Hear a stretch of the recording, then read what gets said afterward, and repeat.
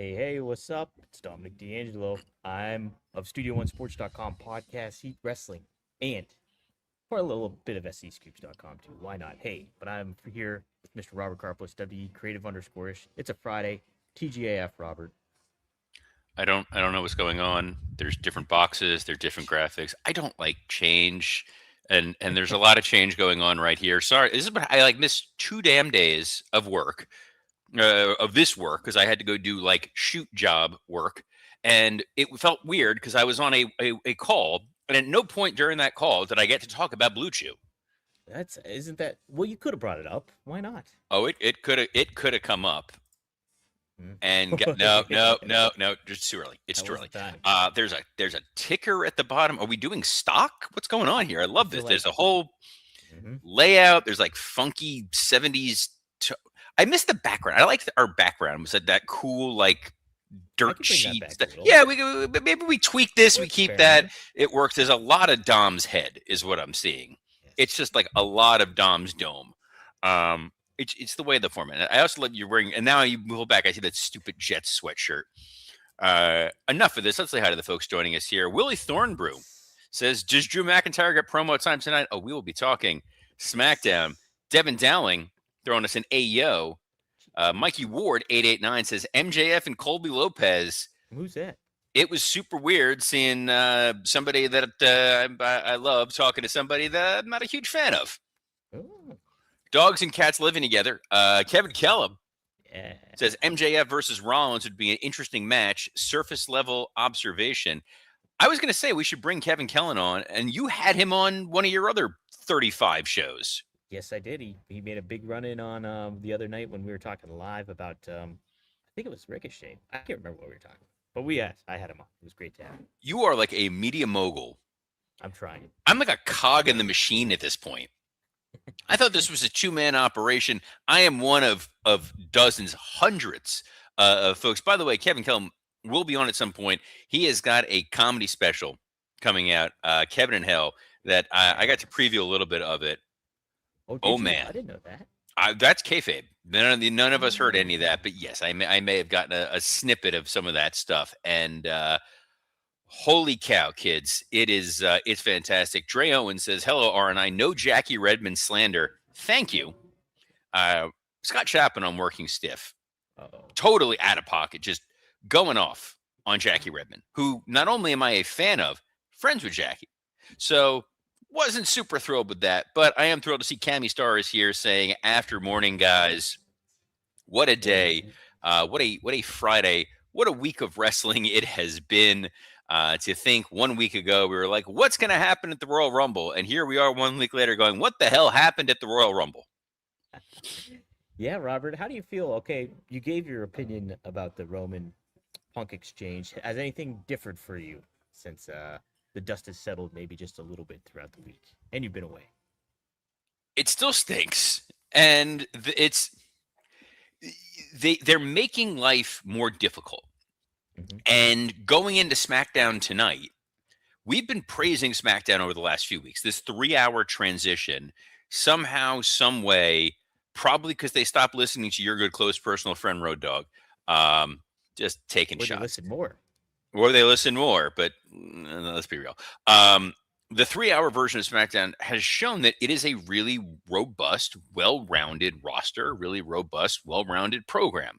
The segments tend to make sense. You're building storylines, you're elevating some superstars, you're using people in more interesting ways, like Shinsuke Nakamura, who is not just a guy that's been on the sidelines. It seems like he's rubbing up against Tama Tonga, who's part of the MFTs, who's dealing with the Wyatts. There's a lot of momentum with a lot of folks going on there. And at the very tippy top of that momentum totem pole was Drew McIntyre. Hmm. Drew McIntyre wins a title in a surprise fashion against Cody Rhodes. You're thinking, what's going to happen here? He goes and wrestles Sami Zayn. Could have had a feel good moment. Instead, Drew annihilates Sami and eliminates Cody, which is what we predicted right here on this show would happen. And you're going, this guy is, maybe he's not a transition champion. Maybe he's not a paper champion. This guy may be going somewhere. And then Roman Reigns and CM Punk took out a shovel the size of a, let's say, an alpaca, that feels like a big animal, and buried Drew McIntyre 6 feet under, buried his title 6 feet under, and buried all of SmackDown 6 feet under. It's the same goddamn company. Right. So, like was mentioned earlier, how would you, if you were WWE and if you're Drew McIntyre, how would you handle the response, the retort, if you will? Well, way to put me on the spot for booking. I love that. Hey, that's what I'm here for. All right. Not fully formed, but let Drew go scorched earth. Okay. Absolute scorched earth. Of course, Roman didn't pick me. Roman knows he can't beat me. Roman's seen what I've done. He wants to go fight the broken down, barely can stand old man CM Punk. He wants to go the cheap route. You go the cheap route. You're a coward. You're a part timer. You're a little bitch. Punk, you're a little bitch. You don't want to deal with me anymore. You cried because I broke a bracelet with your wife's name on it. You guys go there, have the old man part timer fight on SmackDown or on Raw. This is the real show. This is the real title that matters. Nobody can beat me. I'm the greatest of all time. I like it. I like it. And you don't get that insider baseball too easily. I hate the insider baseball stuff. I talked about it incessantly as a fan over the years. I've always enjoyed the insidery baseball stuff. It's what made ECW feel edgy when they would take the shots like Shane McMahon, Jesus, Shane Douglas signing his WWF contract in an ECW ring was awesome. Yeah, that was great stuff. Kevin Kellum mentioned too, Robert, that would set up some very interesting post-Mania stuff with Drew going off like that. Why not? I mean, like literally, why the hell not let the guy go unhinged? I mean, the other guy who's really got to overcome what happened is Cody Rhodes.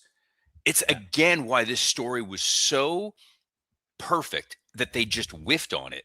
Because one of the things Roman said, yes, was burying creative. The other was nobody stepped up. That nobody is Cody Rhodes. The guy who's been week in, week out, making the media appearances, wrestling on the house shows, flying to Europe, flying all over the country, flying internationally. He's been the guy waving the banner and the flag for the WWE. His co-star in the Street Fighter movie. Everything pointing to why this all made sense. And then they went a totally bass-ackwards way. See, and I'm still subscribed to the fact I like the matchup itself, Punk and Roman. I think that's the best kind of matchup you can get, but how you get there is if you had a story, here's the thing. If this was the plan and you had a story and this was mapped out, fine. If there was a seed planted at War Games, if there was a moment where Punk took the L at War Games, he got beat by Braun Breaker. Yes, there was the mystery man in the in the scarf or whatever in the mask who stomped on him. If after that show, Roman turns to Punk, you got no excuses. You couldn't get the job done. You're weak. I'm out of here. Now you got it. Now the tables are set. Instead, he stared at both guys. I'm choking on my own Celsius that I'm drinking here. He stared at both guys, and it made you think he can go after one or the other. You have a guy in Gunther who's ready to go for a match with CM Punk. And this is striking while the iron is fairly hot after they cooled off Gunther unnecessarily twice in 2025. You've now fed him all of these important people to get him where he needs to be. And now what the hell do you do with Gunther?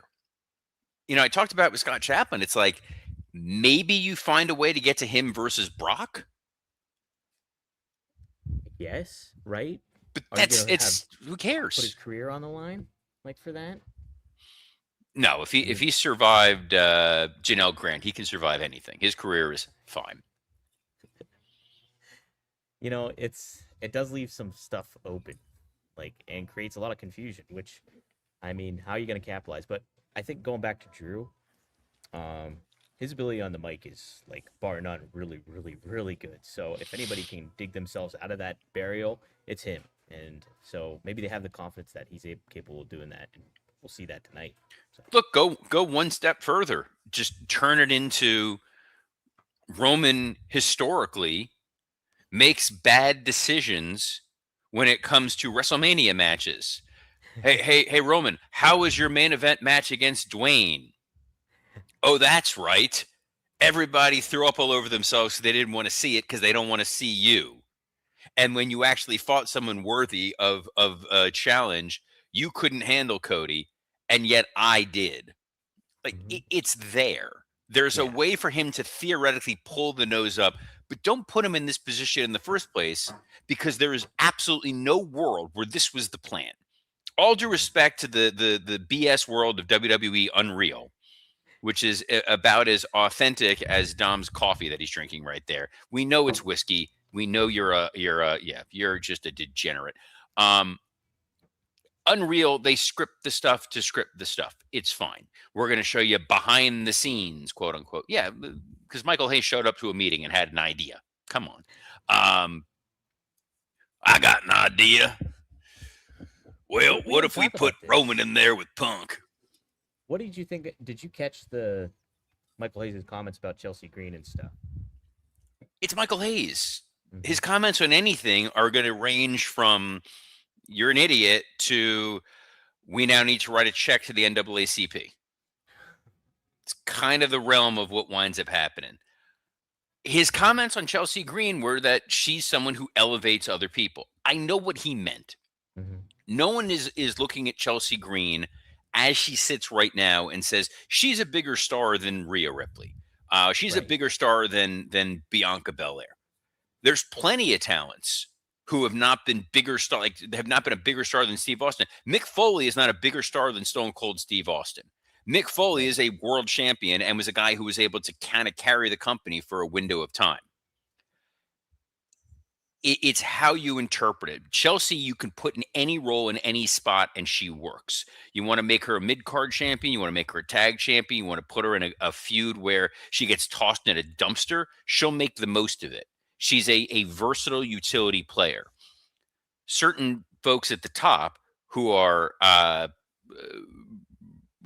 rectally adjacent, the polite term we can use here on YouTube, they are not doing that. And by the way, when they are forced in a one-off to put somebody else over, Roman Reigns, they turn it into, you guys don't do anything with anybody because you lost to Bronson Reed.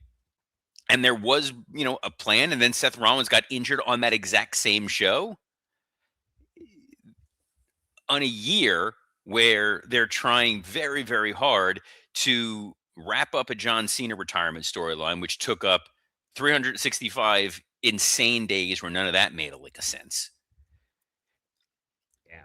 And the roster's in a stronger position now than it's been in quite some time. And there's a lot of folks that they can move up and move forward. I mean, you look at if they go forward with an elimination chamber match, which we don't know. That seems to be the plan for the SmackDown side, that they could just say winner of the chamber faces Drew, Right.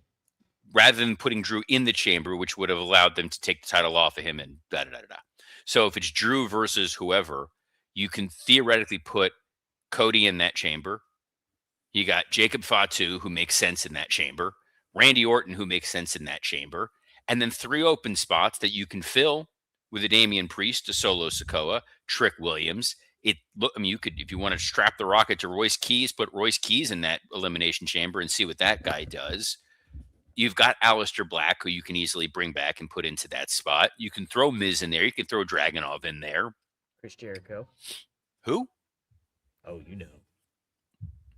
No. I don't see Jericho returning in an elimination chamber match. The last time he tried to break the walls down in that capacity, it was in DC. Oh boy. Who do you if they were to just stick with Drew for Mania, who would you put him up against then in that, like as the most compelling match for that side of the brand, if you will? Feels like a triple threat. It feels like Drew, Cody, and Fatu is kind of the only option that they've given themselves at this point. Mm-hmm. If you jump to Drew and Orton, what does that really get you? You need to build a story with those guys. when there isn't a story that's already kind of embedded in place. Right. It feels like Cody and Fatu are feuding for a reason to get to something, and that Drew keeps interfering and interjecting. We just did Sammy, so it ain't going to be Sammy. Mhm. I kind of feel like a triple threat, which I don't love anytime that they just don't go one on one in a Mania match, but it feels like the best option that they have. Hoping we get some further clarity this evening on SmackDown, but I don't even know what's on the rest of our rundown here today. I know. Well, real quick, Liv Morgan set to appear tonight on SmackDown, Oh yeah, and Liv then she Morgan's going to came pick who she's going to wrestle. or a tease a little bit again. I don't know if that's official that she's going to pick somebody. She's just showing up, right, to assess this situation. To assess the situation of she ain't wrestling Jade.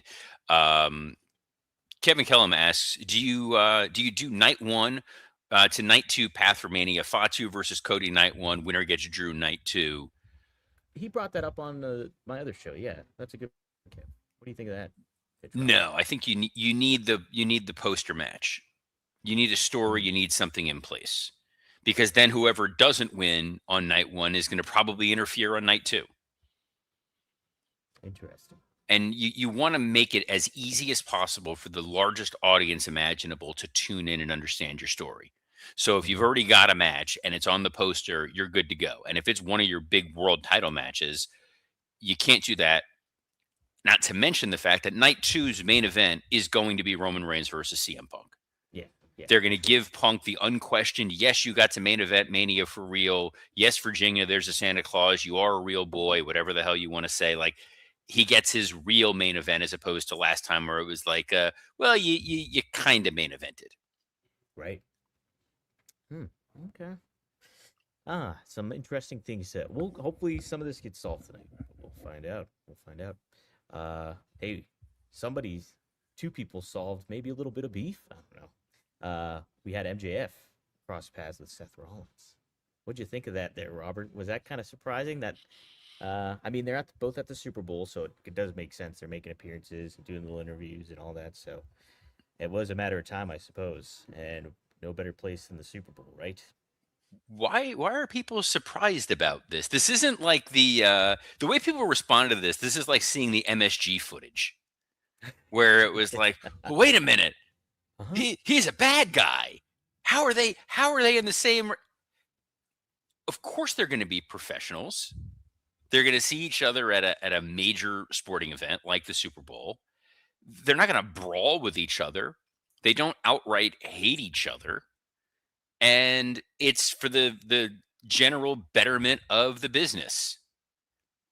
Absolutely. MJF went on a podcast, or he was doing an interview, and he was talking about this week's episode of Dynamite.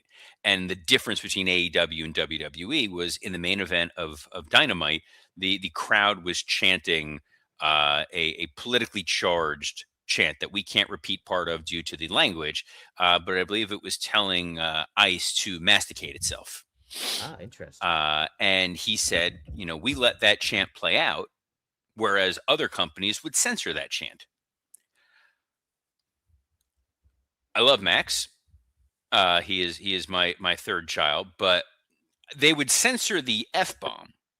I don't think they would necessarily censor the sentiment, but he's trying to say like AEW is the company where people can say whatever it is that they want. Yeah. Yeah. Mhm. Should be brought up real quick too. Caspian and another person brought this up. I came in 10 minutes late. Did you mention WWE referee Aja Smith? Horrific situation. Did you hear about this, Robert? No, I've been in sort of my own personal bubble today of other stuff. I haven't looked at the wrestling news. That's why I count on you, Dom. Yes. What happened with Aja Smith? Aja Smith. Unfortunately, a lot of her family was caught in a house fire and they perished. Yes. So, Jeez. want to send our well wishes and prayers out to her for sure. And yeah, just a bad situation. I believe a GoFundMe is set up as well. Um, but yeah, I only caught a little bit of wind of that, and yeah, very upsetting stuff. So all the best to her, for sure. It does put things in perspective when we're talking about wrestling here, and there's more to life than that. Well, of Absolutely. course. I mean, look, what this is all sort of it's meant to be your the nice escapism over the course of any given day. Um, Obviously, it's like you say, it's so trite to say thoughts and prayers, but that's awful. That's It really is. really tragic to hear. Hmm. For sure. Not an easy way to Um, pivot back to the show Not from an that, easy but way, I not at all. appreciate you bringing it up. Dre Owens put something out there. It says that AEW and the NFL partnered They up did. for NFL inspired lucha masks. Hmm. So what's interesting about that, I haven't looked at the licensing deal. I know WWE through Fanatics has the custom titles. Yeah. So obviously, given that Tony Khan's dad owns an NFL team, they're probably able to find a way in here. Curious how that licensing structure actually was put together because Fanatics carries a lot of weight. Fanatics has the exclusive deal with WWE as well as a lot of the college teams, but any opportunity for any wrestling promotion to get exposure in a more mainstream manner, always going to be something that we're in favor of. Well, it speaks to Joe, it's what you were saying about MJF and Seth Cross and Paz. This is bigger for the betterment of wrestling in a lot of ways. And, NFL tying to AEW and obviously tying to WWE. You can't beat that. I No, and will we probably, got on AEW for not really going all out on the Happy Gilmore 2 stuff. sure. You know, MJF was in it. They didn't do a lot of video packages and really hype that. WWE promoted that Becky Lynch was in it, obviously, and didn't promote that MJF was in it, which was kind of funny. And that's why when people were like, I can't believe Seth and MJF are in the same place, like, well, yeah, like Seth was or MJF was in a movie with Seth's wife. Like, It's a great point. yes, there are folks who dislike each other in the business. I don't think those two are it, as opposed to like Seth for years hating CM Punk. Yeah, yeah. And even that beef seems all but squashed, right? So, Well, when you find a way to make money on a personal matter and turn it into profit, that's when the business is good. There's lots of guys who dislike each other and find a way to make it work. And that's sort of part of the undercurrent of what's going on with Roman Reigns and CM Punk. absolutely. And even Kevin Nash, we recorded the episode of Click This last night. I won't word it for everybody, but he did happen to talk about the Triple H's history with CM Punk and how that's changed over the course of time and pertaining to what we were talking about. So, So the headline there is Dom spent last night hanging out with Kevin Nash. I don't get invited. Hangs out with Kevin Kellum. I got to find out online. This is an abusive relationship, Dom. Robert, you can always join me on a live stream. The invite is always open for you. You don't even And tell I me what you're put you doing. over on another podcast. Yeah, I'll you keep know, you in the loop. let me know. Ping me. I'm Okay. generally home. This is the benefit Okay. of being an old man who works from home. I've got that kind of flexibility. Now Um, it's in my noggin. I'll so be hitting you up. 3 a.m. 3 a.m. live streams. why are you up at 3 o'clock in the morning? I'm not. Anyway, Anywho, let me see what else there is. Brandon Walker. Hey, I know Brandon yes. Walker. Yeah, I met him briefly at one of the WrestleManias. He's a nice dude. Well, He's he a had good dude. MJF on. Yeah, he had MJF on and on his podcast, and he was asked about CM the feud he had with CM Punk in AEW. So MJF happened to say, if you're asking me, is the CM Punk feud the best feud of my career? I don't know if I can say that unequivocally, but what I can say is it's easily going to go down as one of the greatest feuds of all time. By the time my career is over, when people think of my all-time greatest rivalries, it's going to be on there. No different than when CM Punk's career is over, they're going to say that was probably the best feuds of all time. Now, obviously, MJF's a little in character Well, he here, said one but of the best feuds of his career. yes, He didn't say the best, but yes, if you look at CM Punk's time in AEW, the best work that CM Punk did was the feud that he had with MJF. yeah, That was unquestionably the best work that those two were doing with each other at the time. The issue with AEW is a lot of their feuds either last forever and then peter out, or they just kind of jump from thing to thing to thing. It's why the Hangman Swerve feud was so interesting because it felt like it held the audience's attention for a longer period of time than some of the others. And even that now you try to explain it. Well, no, they're friends. Yes, one stabbed the other with a syringe and burned his family house down. but now they're buddies because they united against the Death Riders, who are also baby faces, except for Wheeler Yuta and Marina Shafir, because they're feuding with Orange Cassidy. But Moxley, the guy who, murdered Bryan Danielson and murdered Darby, is a babyface. But then Darby just got murdered this week by Gabe Kidd, who was part of the Death Riders, but now he's not part of the Death Riders. And they just left Darby in the middle of the desert like something out of Breaking Bad. And nobody seems concerned that Darby may be dead and being eaten by vultures right now. We didn't get your thoughts on Dynamite yesterday, Robert. Do you want to give your quick one, your quick, succinct version? So I went into it a little bit in depth with Scott on Working Stiff, but I really liked that there was a match where two of the guys were wrestling, and somebody came out, and there was a distraction, and it led to the finish. And then I liked a second match where these two guys were having a match. Two guys came out, distracted one of the guys, and it led to the finish. I also liked there was a third match where two guys were wrestling. One guy got distracted by somebody on the outside, and it led to the finish. The diversity and creativity that comes out of Tony Khan's mind, I don't know how he does it, man. I don't know how this man can sleep. He's playing 3D chess. Robert, Love it. How much did you like though that we didn't have not one but two eliminator matches? I didn't know that the main event match was an eliminator match. Like, I just was kind of like, I wasn't paying attention for half a second. I was like, oh, the match is going to start. And then boom, it's over. And wait, did they just put the title on Brody?